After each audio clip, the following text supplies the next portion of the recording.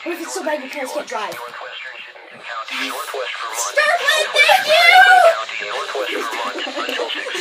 Thank you, radio. Oh my god. National Weather Service Doppler radar indicated a severe thunderstorm capable of producing 1-inch diameter hail and damaging winds in excess of 60 miles per hour. The storm was near Rouse's Point, moving southeast at 50 miles per hour.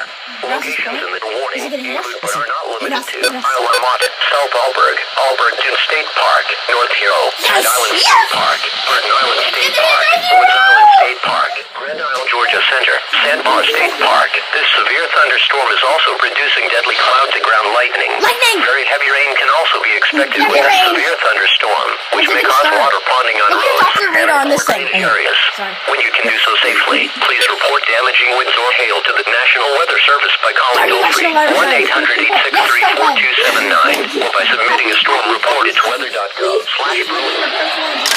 Immediately when threatening weather approaches. Winds may knock down trees or damage buildings. Large hail may cause injury and damage. Boaters on Lake Champlain should seek safety for now. Strong winds will cause higher waves, and sudden wind shifts may overturn boats. 3 more seconds. Now